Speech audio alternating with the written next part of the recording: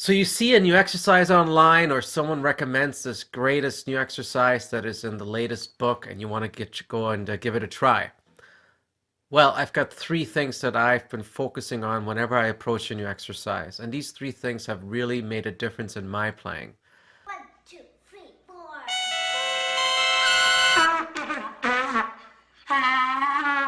So today I found a post by our good friend Vinnie, Trumpet Vinnie, go be awesome. And he recommended this new exercise out of a book by Scott Belk, who I've never really checked out, but he was on my radar a little bit, so I'm going to check him out more. Here are the three things that I focus on. One is I want to be able to practice at a soft tempo that is soft but does not take away from the good tonal quality of the instrument.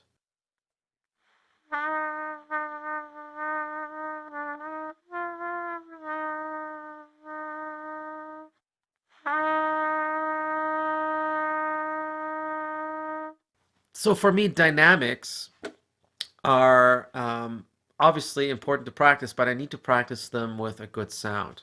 No matter if you play double piano or double forte. In fact, I remember doing a lesson with Bobby Shew, and he said there's really only three dynamic levels: soft, medium, and loud. So whenever he sees double P, he thinks soft, and that seems to work for him. So then after I keep that in mind and I go through this exercise once, I go slow. I practice it slow to get used to the intervals, to get used to the fingering pattern. Perhaps there might be something that's a little awkward, so I go through slowly and I focus on each note. The third point is this. I make accuracy a really important factor these days. Again, I reference a conversation I had with Vinny about you gotta every note has to be as clean as you can possibly make it. And at first, it's really tough, especially I think back about my days as a day job guy with playing the trumpet on the side. You only have so much time, and you kind of want to get to the fun stuff. And it does take a lot of mental work to be as accurate as possible. And there's days when I can play something 10 times and 9 out of 10 times I'll nail it. And there's days where I play the same thing and I'll be down to like 6 out of 10 times. So we have to pay attention to why that is. And typically for me, it reverts back to, did I get enough sleep, and am I drinking enough water? Okay, and then once we get the accuracy down and we're used to the exercise, um, and we're playing it with a good tone but soft, then we can look at increasing the tempo.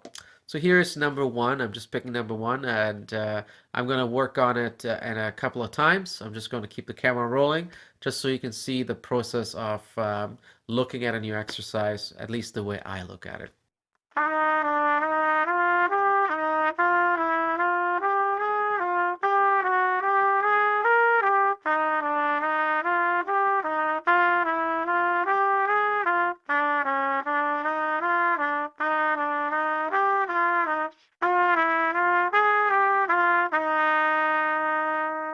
So you'll notice that I did breathe in the middle of this. You're supposed to do it in one breath, but I'm doing it so slow that I have to breathe. Some people can do it in one breath. For me, I don't really worry about that at the beginning.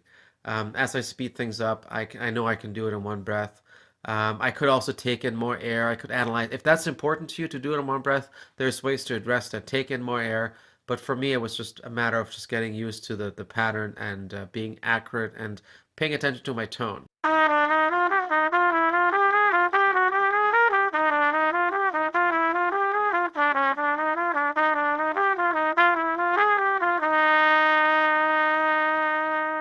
I would also mention that paying attention to fingers, and Arturo Sandoval sort of talks about this, making it a very percussive experience.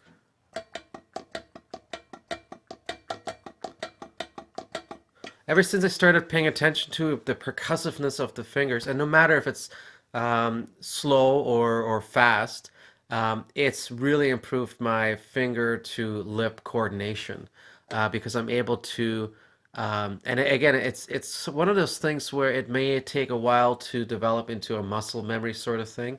But if you're kind of sluggish with your fingers, really try to pay attention to you know, percussive, accurate, all the way down. And no matter if it's soft, loud, slow, or fast, you always want to focus on.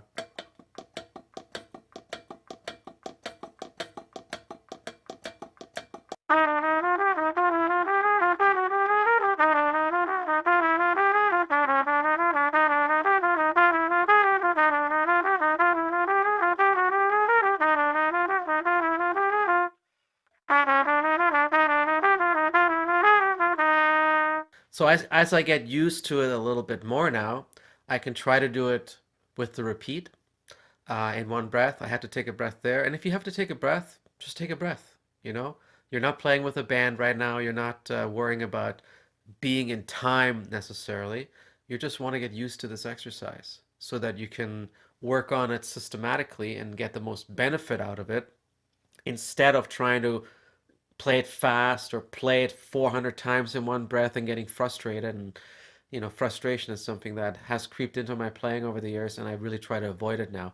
And I know for a fact that if I focus on tone, um, playing it softly with a good tone, and accuracy, that I can look at tempo or speed as a byproduct of it will come.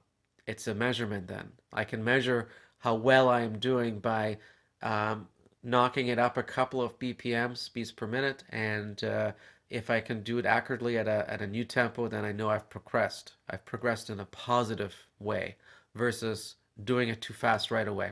So I hope this has been helpful.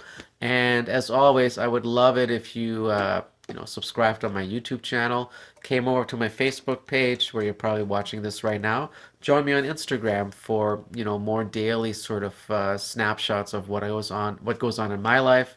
And as always, I wish you happy practicing.